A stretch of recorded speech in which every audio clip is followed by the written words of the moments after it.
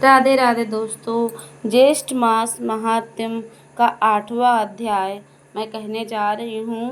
तो दोस्तों, अगर वीडियो पे चैनल पे नए हैं तो चैनल को सब्सक्राइब कर दीजिएगा और वीडियो अच्छी लग जाए तो वीडियो को लाइक कर दीजिए। दोस्तों, स्कंद जी कहने लगे कि पहले हिमवान नाम का पर्वतों का राजा था। वह स्थावत और जग में दोनों रूप धारण करता था। बड़े सुंदर अंग वाली उनकी स्त्री का नाम मेनका था। हिमवान सब सिद्धियों से युक्त होने पर भी संतानहीन होने के कारण वह अत्यंत दुखी था और धनवान संतान के लिए बहुत से व्रत दानों को भी किया, परंतु संतान न हुई। एक दिन उस राजा ने मेनका को बुलाकर कहा कि धिक्कार है, और ऐसा कहकर बारंबार विलाप करने लगे। वह कहने लगा कि जो स्त्री रक्त और लावण्य से युक्त होने पर भी संतान से हीन हो, वह स्त्री समस्त लोकों में निंदित और निर्भाग्य है। हे शुचि, तुमको देखकर सदा मुझे अधिक मास तक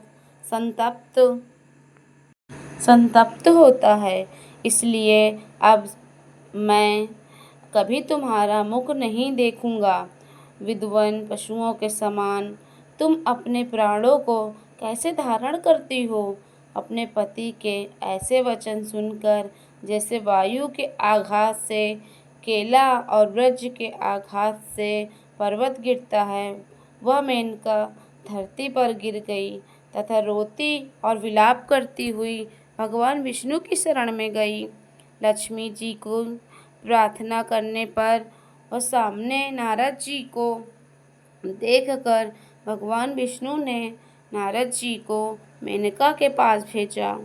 नारद जी ने वहां जाकर मेनका को परनाशन व्रत का उपदेश दिया और कहा कि ज्येष्ठ द्वितीया के दिन विधि विधान पूर्वक इस व्रत को करो।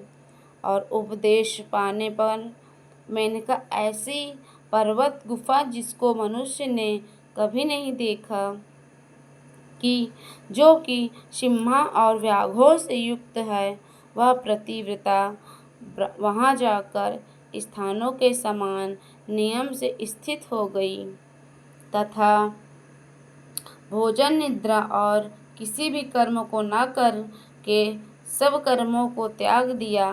केवल भगवान विष्णु को गुणमयी और मनसी माया का सदा स्मरण करती रही। यह सब पुष्प कर्म ज्येष्ठ मास में हुआ।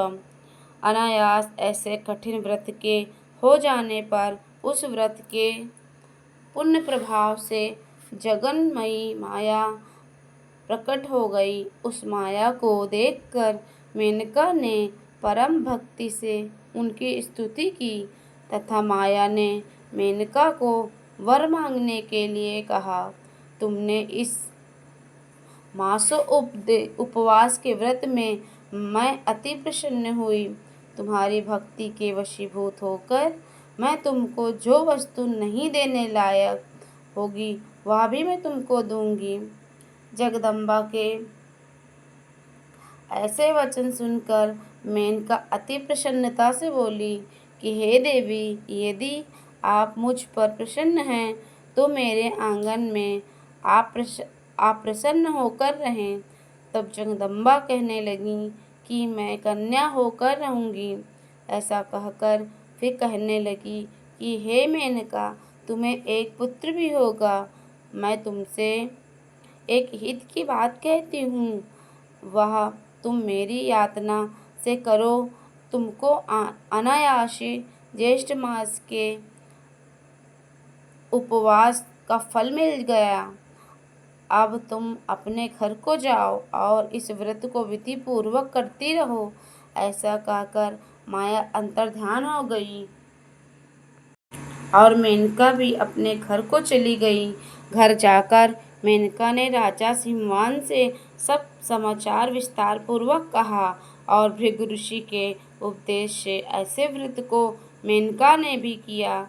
इस समाचार को सुनकर हिमवान बड़ी प्रसन्नता और हर्ष के साथ दोनों हाथों से मेनका को आलिंगन कर अपनी गोद में बिठाकर समझाने लगा। उसके पश्चात कुछ काल व्यतीत हो जाने पर मेनका गर्भवती हुई और वशिष्ठ ऋषि आकर मेनका का पुनः सन्यासाश्रम संस्कार कराया। स्कंद जी कहते हैं कि हिमाचल के समान मनुष्य पृथ्वी पर अति दुर्लभ होते हैं।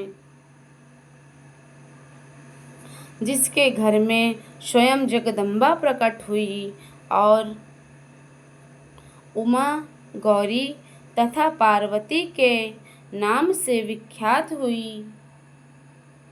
इस प्रकार ज्येष्ठ शुक्ल चतुर्थी को वह प्रकट हुई। इसलिए सौभाग्य की वृद्धि के लिए स्त्रियों को चतुर्थी के दिन शिवा का व्रत अवश्य करना चाहिए। मिट्टी का शिवलिंग बनाकर मंडप के चारों द्वारों को अच्छी तरह शोभित करना चाहिए। गिरिजा शंकर के चारों तरफ धन्य धान्य को बिछाकर मध्य भाग में अपनी शक्ति के अनुसार चांदी का झूला बनवाएं। उमा की सोने की प्रतिमा बनाकर सुंदर झूले में स्थापित करें और श्रद्धा अनुसार भक्ति से विधिवत उनका पूजन करें तथा सुहागिन ब्राह्मणियों को पूजन करें और कन्याओं को भोजन करवाएं तथा अनेक सौभाग्य द्रव्य से माला और चंदन से पूजा करें। गाना और बाजा तथा कीर्तन आदि से सारा मास व्यतीत कर नित्य हर्ष्य अन्न का भोजन करें और यत्न पूर्वक नित्य कथा सुनते तत्पश्चात फल समाप्ति के लिए उद्यापन करें तथा गौरीर्भिमानम इस मंत्र से हवन करें। समस्त कार्य करते हुए दूध देने वाली गौ का गौदान करें। या स्त्रियों के लिए सौभाग्यदार गौरी व्रत प्रसिद्ध है। जो स्त्री मोहवश चतुर्थी को भोजन करती है वह जन्म जन्मांतर तक दुर्भंगा होती है। उस दिन से इस व्रत को जगती उमा जयंती के नाम से